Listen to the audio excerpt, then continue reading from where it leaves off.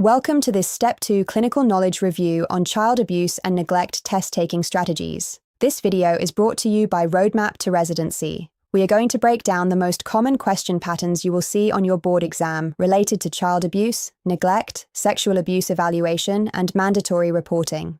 The goal here is not to reteach the entire topic, but to help you recognize the patterns and apply test-taking strategies that win points on exam day. Make sure you have reviewed the Pediatrics and Behavioral Science sections of First Aid and your question bank before or alongside this video. Here is what we are going to cover today.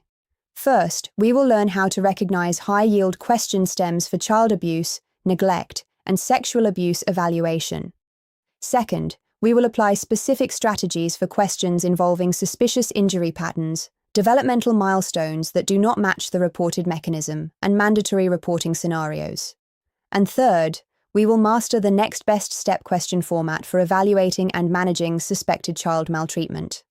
This video assumes you have some baseline knowledge from your review resources. We are here to sharpen your test-taking approach.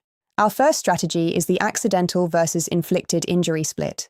When you see a question about a pediatric injury, immediately ask yourself, does this injury pattern match the reported history and the developmental ability of the child?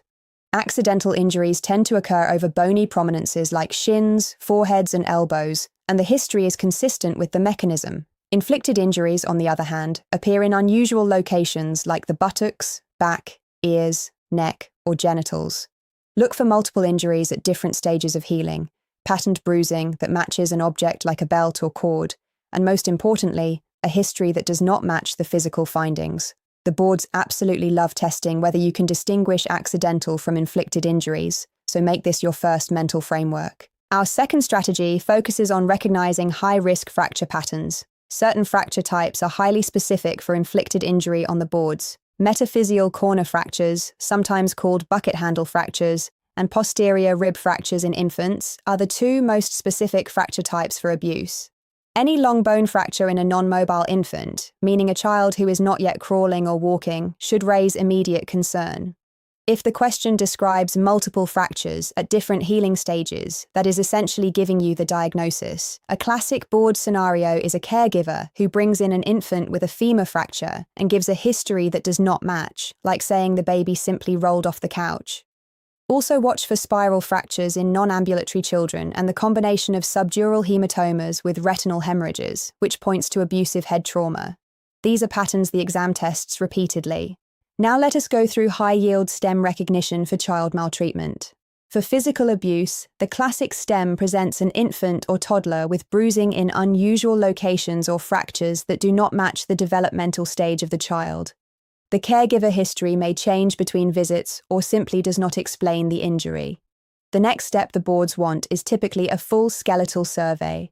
For sexual abuse, the stem usually describes a prepubertal child with genital complaints, a sexually transmitted infection that should not be present in a child, behavioral changes, or age-inappropriate sexual knowledge.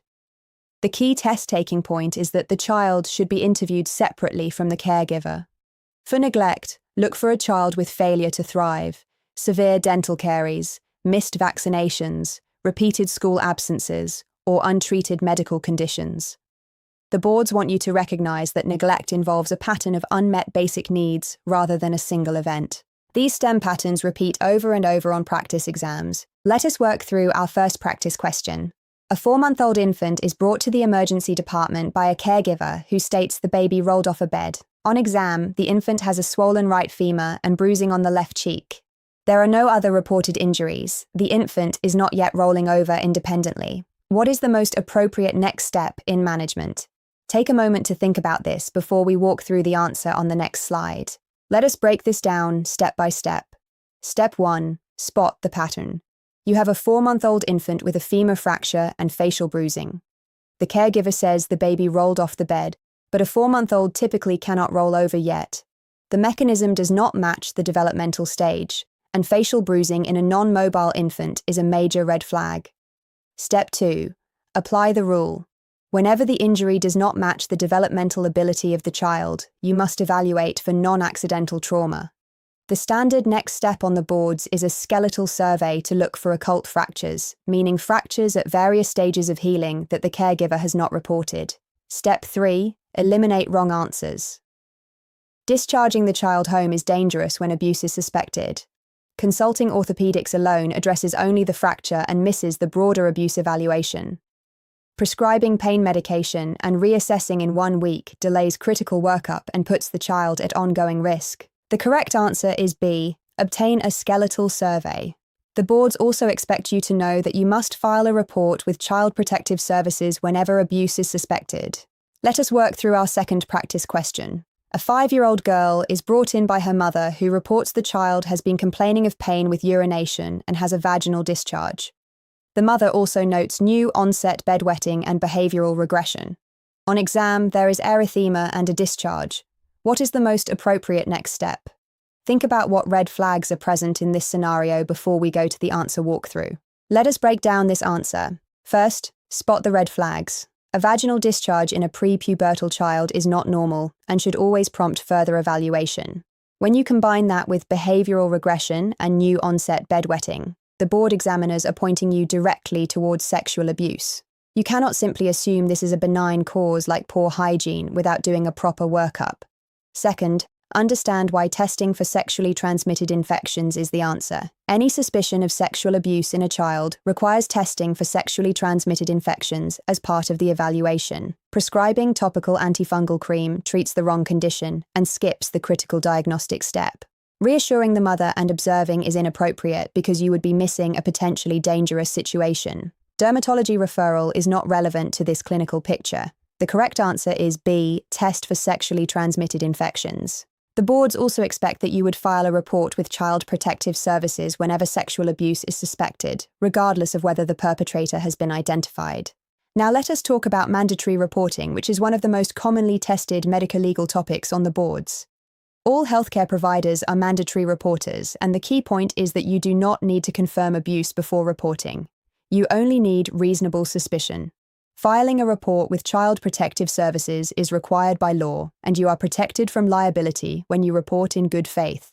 There are several key reporting rules to memorize. First, you do not need parental consent to evaluate a child for suspected abuse. Second, confidentiality rules do not apply when a child is at risk. Third, the report goes to Child Protective Services, not directly to the police. Fourth, failure to report can result in legal consequences for the physician. The boards test these medico-legal principles frequently, so make sure you know them cold. Here is our third practice question. A 2-year-old child is brought in for a well child visit. The child is below the 3rd percentile for weight and height. The mother reports she cannot always afford food. The child has severe dental caries and has missed several scheduled vaccinations. On exam, the child appears withdrawn. What is the most appropriate next step? Think about what pattern the examiners are testing here before we walk through the answer. Let us break this answer down. First, spot the neglect pattern. You have a 2-year-old who is failing to thrive, has severe dental caries, has missed vaccinations, and the family reports food insecurity. The child also appears withdrawn on exam. This is a pattern of unmet basic needs across multiple domains, which is the textbook definition of neglect on the board exam. Second, know the board rule. Neglect is the most common form of child maltreatment, and it requires mandatory reporting just like physical abuse and sexual abuse. Prescribing nutritional supplements alone does not address the broader pattern of neglect. Scheduling a follow-up in 6 months delays intervention for a child who is actively at risk. Referring to a dentist addresses only one component and misses the underlying problem. The correct answer is B. Report to Child Protective Services. Remember, you do not need to prove intent to harm. You only need to recognize that the child's basic needs are not being met. Here is a test-taking pearl that will win you points. You need to know basic developmental milestones as they relate to injury plausibility. A newborn cannot roll. An infant under 4 months typically cannot roll over. An infant under 6 months usually cannot sit independently. Crawling begins around 8 to 10 months, and walking begins around 12 months. When the exam gives you a caregiver story that requires a developmental skill the child has not yet achieved, the answer is almost always to evaluate for abuse. For example, if a caregiver says a 3-month-old rolled off a changing table, you should immediately recognize that this mechanism does not match the developmental ability of the child. In that scenario, the next step is a skeletal survey and a report to Child Protective Services. This single strategy of matching the developmental milestone to the reported mechanism of injury can help you answer multiple questions correctly on exam day. That wraps up our review of child abuse and neglect test-taking strategies for Step 2 clinical knowledge. Remember to review the Pediatrics, Behavioral Science, and Ethics chapters in First Aid and your question bank. Focus on the injury patterns, mandatory reporting rules, and evaluation algorithms we covered today. Visit roadmap2residency.com for expert tutors and residency advisors who can help you build a personalized study plan. If you found this video helpful, please like and subscribe so you do not miss our next board review session. Good luck on your exam, and we will see you in the next video.